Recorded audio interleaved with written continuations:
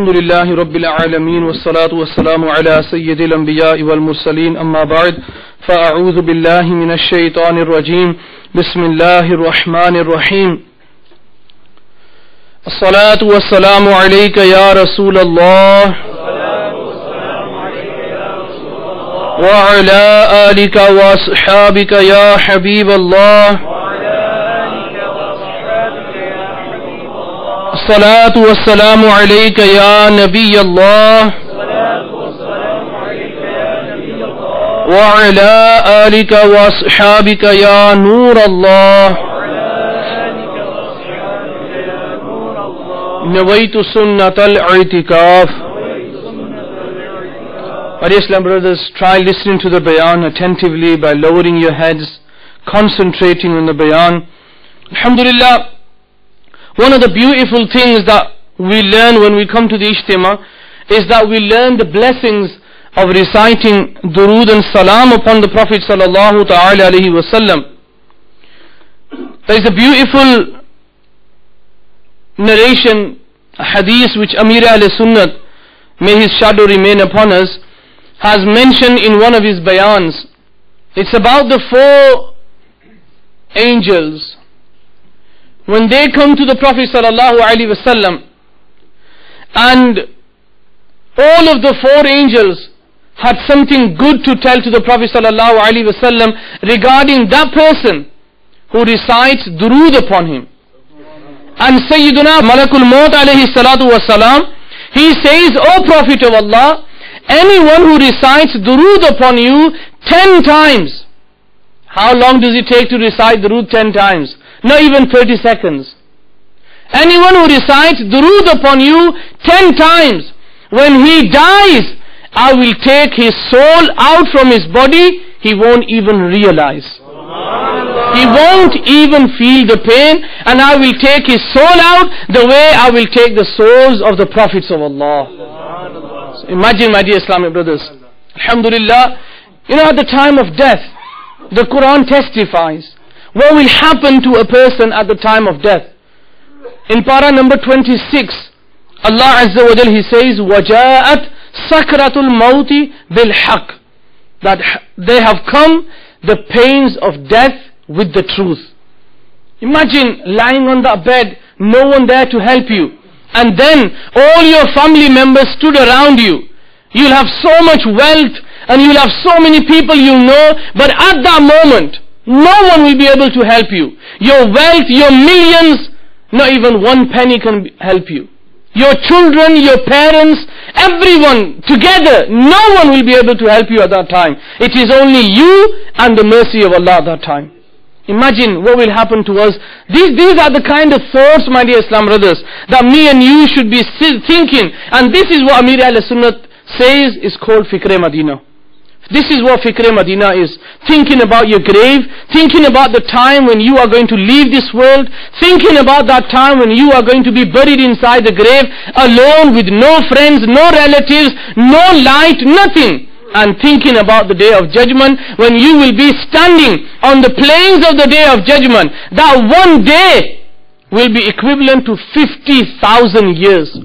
And do you know, half of that 50,000 years will be standing there and waiting for your turn to be judged. Imagine, my dear Islam brothers, if someone goes to a court, you've done something serious. Now you are standing in that dock and you are waiting for the jury to come back and deliver their judgment, and then you are waiting for the judge to say, imagine what will go through your hearts. That time we'll be thinking to ourselves, our heart will be beating faster. Why? We don't even know if we are going to be put in jail or we're going to be let loose. Now if you know that you are definitely going to go into jail, they're still not going to kill you. In this country, you don't get the death penalty. So at least you will know that you're not going to be put to death. But still, we'll be so fearful. Imagine on the day of judgment when me and you will not even know what our destination will be. Will our destination be the garden of paradise? Or are we going to be dragged into the fire of hell? At that time, my dear Islam, these are the kind of things that we need to remember. And this is what Amir al-Sunnat, he says, this is why he has given us Madani Inamat. May Allah Ta'ala shower His blessings and His mercies upon us. And may we all try to recite as much durood unto the Prophet sallallahu alaihi wasallam as possible. Sallu ala al-Habib sallallahu ta'ala ala Muhammad wa ala alihi wa sahbihi wa barik wa sallim. It's written in Hikayatein aur Nasihatein, page number 132. Hazrat Ahmad rahmatullahi ta'ala alayhi, he says he tells his dream he had. And he says that I saw my servant in the dream. She was a woman. He saw her in the dream. And he says that when I saw her, I said to her, I have not seen any woman more beautiful than you in my life. And she replied, and she says, do you remember that night when he asked this woman, how come you are so beautiful? And where did this beauty come from? And that woman, that girl, she replied, do you remember that night when you were crying in the fear of Allah? Them tears which were flowing from your eyes, I took some of them tears and I massaged them on my face. Because of that, you are seeing me in this beautiful state. So how did she get that beauty? By massaging her face with the tears which were falling from the fear of Allah.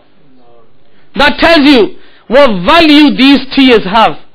You know, when someone cries in the fear of Allah, because we at that moment in time will be thinking to ourselves, what is he doing? Why is he crying for? A lot of people, when they see, someone crying in the fear of Allah, people tend to have these thoughts, and these thoughts are given by the shaitan. Min sharril waswasil khannas.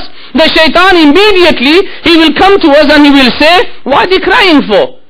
Allah Ta'ala is merciful. Allah Ta'ala can forgive them. But my dear Islam brothers, today I want to talk about why people cry in the fear of Allah, and what are the blessings and benefits of crying in the fear of Allah. Now, one waqia tells you that this girl, she massaged her face with them tears, and Allah Ta'ala made her beautiful.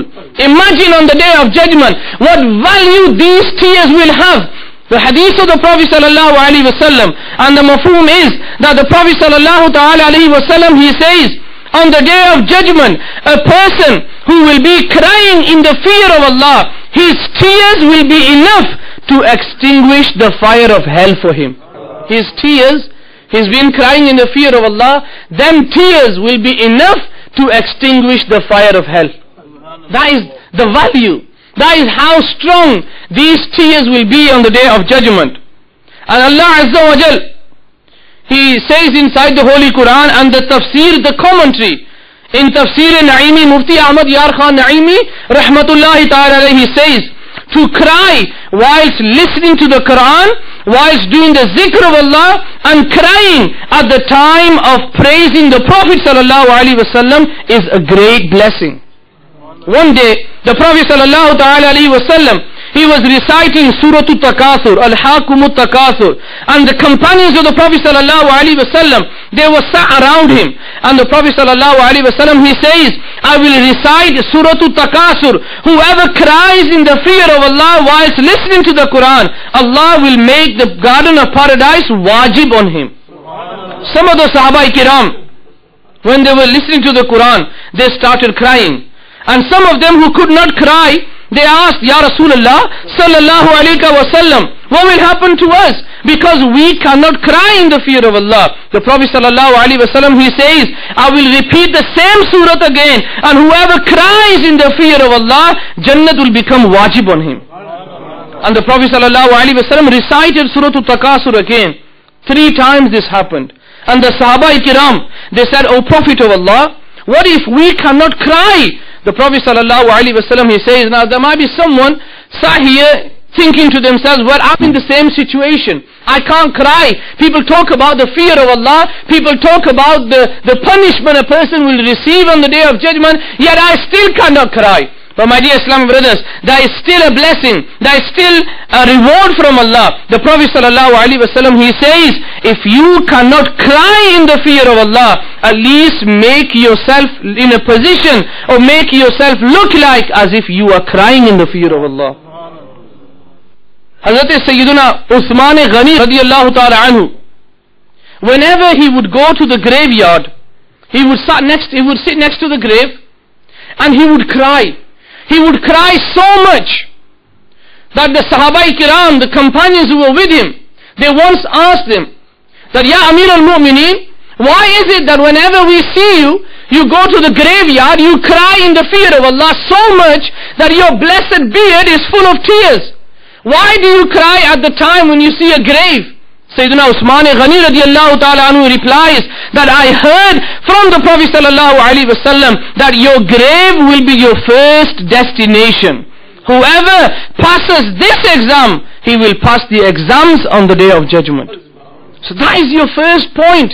That is your first exam, your grave. So dear my dear Islam brothers, we go to the graveyard. Have we ever cried in the fear of Allah when we look at the graves? Have we ever at that time thought to ourselves that this day all these people who are buried here, they were once alive and eating and drinking and enjoying the life like I am doing so. But one day will come when I shall be buried inside this grave as well. Imagine a person, he once saw a dream and he saw a beautiful young man and he asked him, Ma fa'ala Allahu bika, and who are you? And the young man, he replied, I am piety and taqwa. And the man asked, piety and taqwa. We want to be pious, make, parhezgar. We want to have taqwa, the fear of Allah. How do you get this fear of Allah? Listen to the reply. The young man, he says, he asked this young man in the dream, how can I achieve you?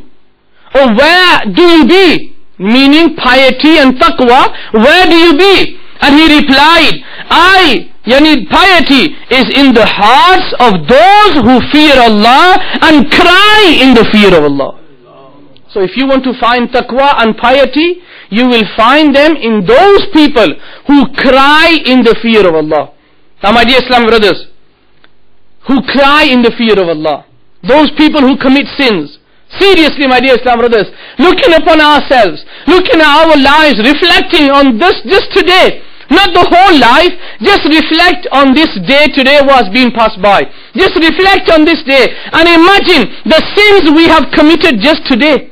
Imagine the sins we have committed today.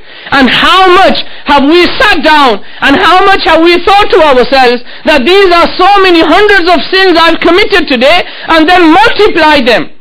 Every single day, from the day we became baligh, that is where your sins will start from. For example, the day you become baligh, imagine, multiply so many hundreds of sins every day, multiply them by all them days that we became baligh. How many sins up till now do we have? Let me just give you one example. How much fear of Allah we should be having. And if you look at the lives of the Sahaba Kiram, the companions of the Prophet sallallahu alaihi wasallam, and who are these companions? Who are these Sahaba? The Prophet sallallahu alaihi wasallam, he says, my companions are like stars. You follow one of them, you'll be guided.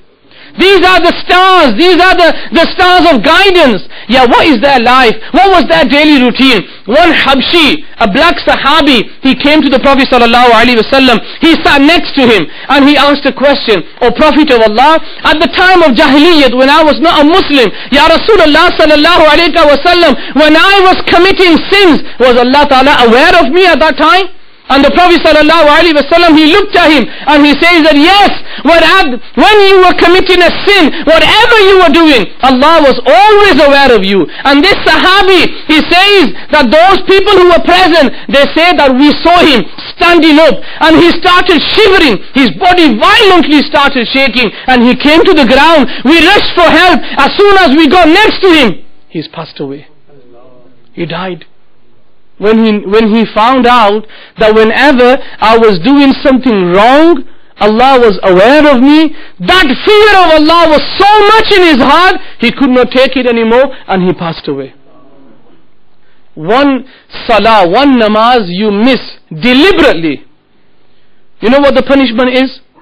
According to a few narrations, it says that the person who misses one namaz deliberately, he will burn in the fire of hell for 2,088,000 years.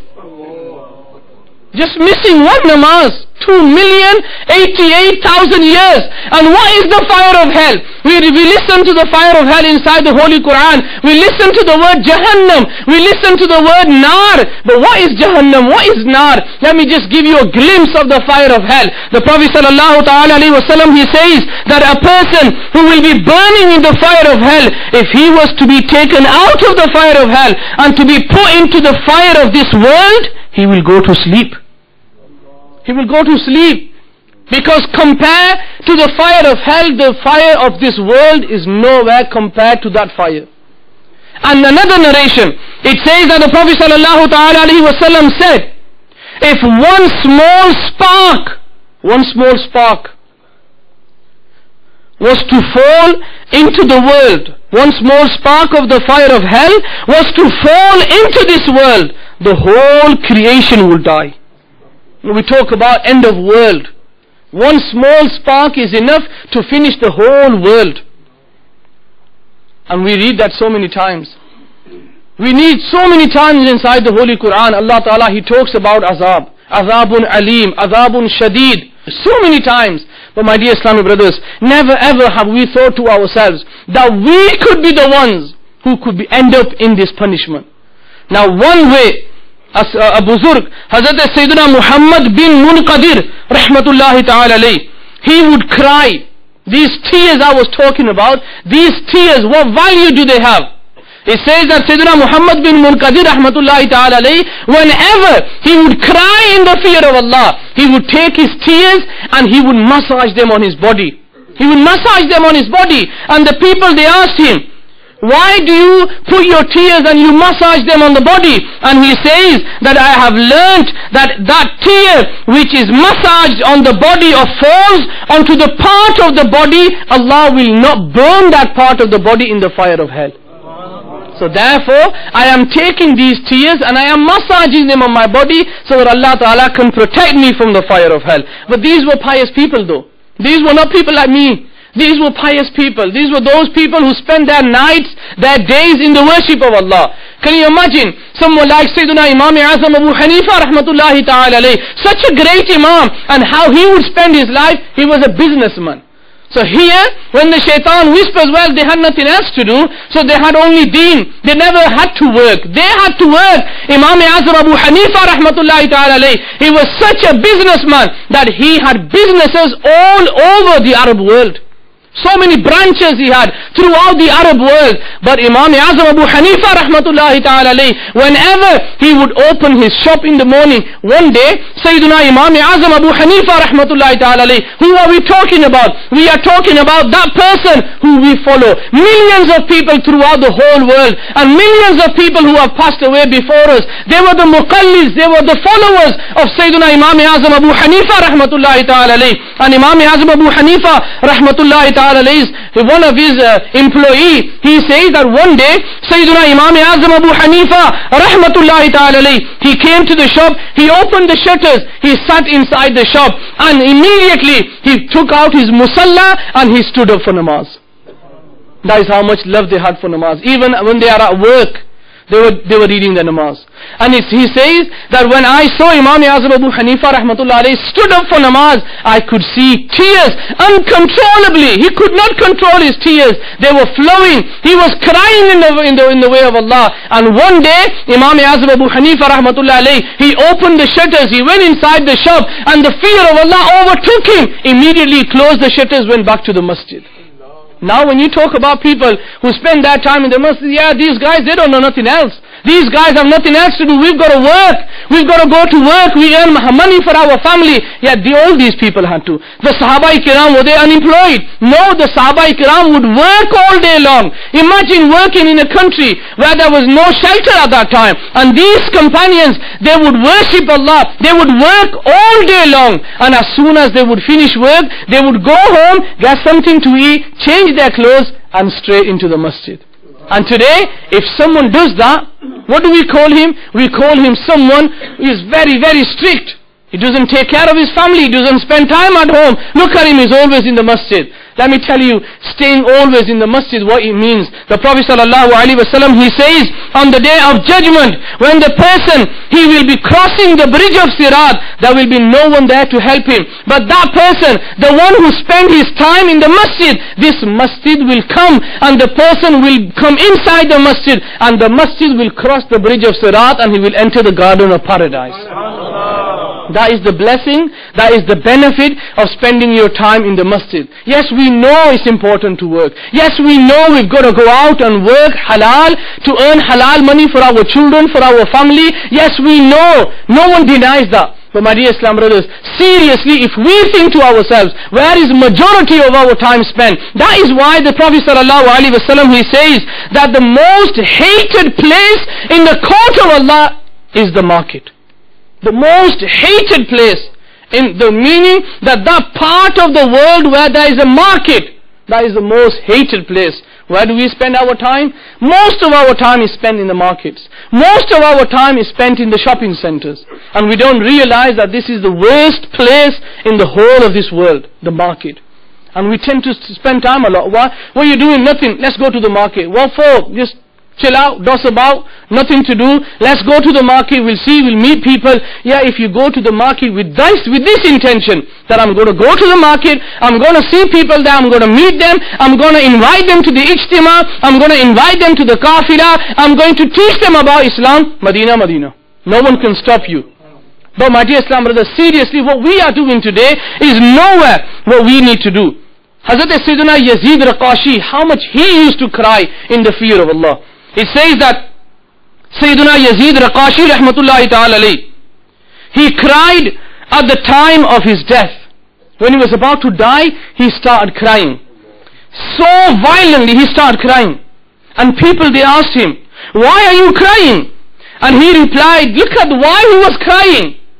At the time of death, why do people cry? Because we might cry, we are leaving this world. We're going to leave our children, our family, our wealth, so earned hard wealth, we are going to leave it behind. Sayyidina Yazid Raqashi rahmatullah alayhi, he says, why I am crying is when I die, I will not get the chance to attend the gatherings and stand in for salah during the night. I'm going to miss all these ijtimās I used to go to. Hazrat Sayyidina Ali radiallahu ta'ala anhu. Today we are running away from the ijtimās. We are running away from the kafilat. We are running away from even learning the Quran. So many of us who are sat here, we don't know how to read the Quran with the tajweed. We don't know how to read our namaz properly. We won't know how to do wuzu properly. We won't know how to do ghusl properly. Sayyidina Ali radiallahu ta'ala anhu, he says that this world is a place of action, not accountability. And tomorrow, on the day of judgment, it will be the day of accountability, not the day of action. Not the day of action. And then at that time, we will cry, my dear Islam brothers. That person, on the day of judgment, he'll be standing in the court of Allah. And he will be, the way I mentioned before, 25,000 years a person will stand on the day of judgment waiting what the decision will be for him. Imagine on that day of judgment where a person will be drowning in his own sweat, will not be able to move 1 inch from that place unless he has given his accounts. Imagine on that day, my dear Islam brothers, when we are waiting for Allah Azza wa Jal to give our accounts, our book of deeds. And the Prophet sallallahu alaihi wasallam, he says, when a person is given the book of deeds in his right hand, he will know Allah is pleased with me, I'm going to go into the gardens of paradise. And imagine a person who will get the book of deed in his left hand. What will happen to him? It says that that person, when he gets the book of deeds in his left hand, he will cry. No one will be there to listen to him. He will plead in the court of Allah. Put yourself in that situation. Put yourself in that situation. All the sins we do every single day, all the sins we commit every day and every night, all them sins we commit, we think to ourselves, no one is looking at us. All them sins we do, and we think to ourselves, no one knows. I'm in my room, no one is looking at me. My dear Islam brothers, Allah is always aware. Allah is always looking upon us. And then when we commit these sins, imagine on the day of judgment, 25,000 years we'll be waiting. Just waiting for the decision what will happen to us. And then it says that the angels, they will come and they will give the book of deed in his left hand. And the person, he will cry. He will beg Allah for His mercy. He will fall in sajda. He will sajda and he will cry in the fear of Allah. No one will listen to him. The angels, they will grab hold of him. And they will drag him. And they will drag him. And they will throw him face first into the fire of hell. Imagine what we've been doing in this world. When we were committing sin, we used to enjoy that. For a few minutes lust. We are jeopardizing our hereafter. For a few minutes lust. And thinking to ourselves that no one is looking at me. And then even committing these sins, we never get the opportunity to cry. Because the wealth of this world and the love of this world is so much engrossed in our hearts. We can't wash it away. And yet if you look at the Prophet sallallahu alaihi wasallam, Hazrat Aisha Siddiqa radiallahu ta'ala anha, she says, once I saw the Prophet sallallahu ta'ala alaihi wasallam, he stood up for salah. And I could see the blessed tears falling from his eyes. I went up to the Prophet sallallahu alaihi wasallam. After we finished salah, I said, O Prophet of Allah, may my parents be sacrificed on you. Why are you crying? And the Prophet sallallahu alaihi wasallam, he says, today we run away from his sunnahs. Today we find it so difficult to act upon the sunnah of the Prophet sallallahu alaihi wasallam. And look at what the Prophet sallallahu alaihi wasallam is doing for us. Sayyidah Aisha Siddiqa radiallahu ta'ala anha, she says, the Prophet sallallahu alaihi wasallam, he replied, O Aisha, when I stood up for salah, I was thinking about my ummah. I was thinking about my ummah, what is going to happen to them on the day of judgment. The sinners from my ummah, who is going to help them. When they walk on the bridge of Sirat, how are they going to pass the bridge of Sirat with safety? Our Prophet sallallahu alaihi wasallam has done so much for us. In return, what are we doing for the deen? What are we doing to keep alive the sunnah of the Prophet sallallahu alaihi wasallam? My dear Islamic brothers, how are we going to show our face to the Prophet sallallahu alaihi wasallam? In one place it says, Hazrat Jibreel alayhi salatu was salam, he came into the court of the Prophet sallallahu alaihi wasallam, and he started mentioning about the different stages of the fire of hell. And he stopped at the 7th stage. The Prophet sallallahu alaihi wasallam, he asked him, Jibreel, why have you stopped? Why are you not telling me? And Jibreel alayhi salam, he said, O Prophet of Allah, those people from your ummah who drink alcohol, who commit adultery, who miss their salah, will be burning in that stage of the fire of hell.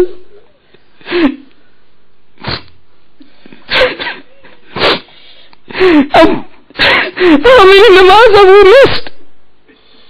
The Prophet sallallahu alaihi wasallam, he says, whoever misses one namaz, he's causing pain to my eyes. And we miss so many namaz. Can't wake up for Fajr namaz. Too busy during the day to read our Asr and Maghrib. Isha is going to be too late. I'm going to wake up in the morning, go to work. On the other hand, we are not listening. We are not looking at the life of the Prophet ﷺ, how much he would cry for us. My dear Islamic brothers, remember, 3 things will go with you in the grave. And 2 or 3 things will accompany you to the graveyard. 2 of them will return, 1 of them will go with you. And the Prophet ﷺ, he says, O my companions, those 2 things that we will accompany to the graveyard is your family and your wealth. Only your action will go inside the grave. What are we going to take inside the grave? What actions have we done? Hazrat Sayyidina Fateh Mosili rahmatullahi ta'ala alayhi, whenever he would cry in the fear of Allah, he used to cry blood. His tears changed into blood.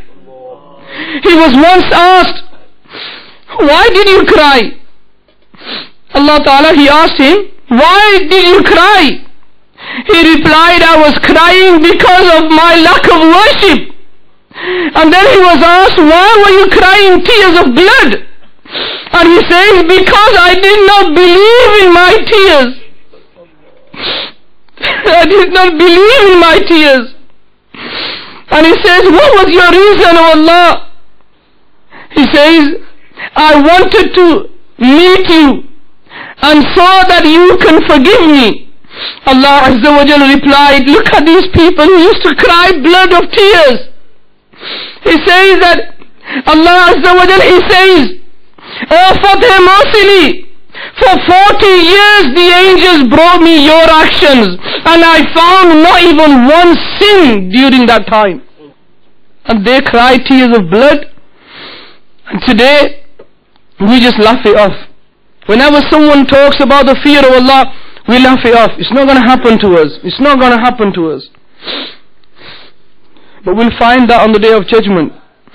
It could be one of us. My dear Islamic brothers, Alhamdulillah Azza wa Jal, Dawat Islami's mission and Dawat Islami's aim is that we learn the truth of our life, the reality of our life and what is going to happen to us, what is waiting for us. Because we can't see what is happening to us inside the grave, we have to be prepared for that. Every time, like people go to Pakistan, people go throughout the whole world, they prepare themselves, don't they? You prepare yourself. For as many months, as many years you're going to live in that place, you prepare for yourself. How many years and thousands of years we're going to live inside the grave? What have we prepared for ourselves? Let's start this preparation. Dawat Islami is going to give you that guidance to prepare yourself. And inshallah Azza wa Jal, alhamdulillah, let's all get together. Don't let the shaitan whisper. Don't let the shaitan come into your heart. No, Allah Ta'ala will forgive. Allah Ta'ala will forgive. He can forgive anyone. He can forgive that person who has never offered one namaz in his life. If Allah wishes, He can forgive him. La tabdila li kalimatillah. But the words of Allah don't change. If He says that I will punish that person, then He could punish us, my dear Islam brothers. So let's all stop living in a life of a dream and come to the reality. Don't look at other people. Don't look at, he's driving a Porsche, he's driving a Ferrari. To get that Porsche, to get that Ferrari, do you know what you've got to do? You've got to sacrifice. Never ever can someone achieve, illa mashallah, if Allah Ta'ala helps him. It's very, very hard. Don't dream about becoming a millionaire. Don't dream about having a big house, a big mansion, a big car. There's so many different ways. So many different ways that a person is going to be punished inside the grave. I'm just going to finish with this. Don't think to yourself that you are young. Don't be fooled by the shaitan that you're only 20s, you're only 30, you're only 40. Never ever be fooled. There's brothers here who can testify. 2 brothers who died in Lancashire in a car crash. They were in their early 20s. So what's there to tell you that you're not going to die in your 20s? What are you going to say to them more than 10,000 people who died in the Japanese earthquake? They were young. There were a majority of them who were young. Did they know that this earthquake is going to happen? Did they know that we're going to be swept away with the tsunami? No, they didn't know that. We don't know as well. So don't fool yourself. Alhamdulillah, this is the message of Dawat Islami. Come into Dawat Islami. Come to the weekly Ijtima. Don't let the shaitan whisper that it's alright, I've been last month, so therefore I'm going to take a few weeks off. No, you might be missing the barakat which is showering upon this Ijtima. 1 week where there is more barakat, you're going to miss out on that. Inshallah, we're all going to make that intention. Every week we're going to come to the Ijtima, inshallah. And then try bringing people with you. May Allah Ta'ala save us, guide us, and may Allah Ta'ala forgive us for the sake of the Prophet Sallallahu Alaihi Wasallam. Ameen bijahi Nabi al-Ameen Sallallahu Ta'ala Alaihi Wasallam. Sallu ala al-Habib.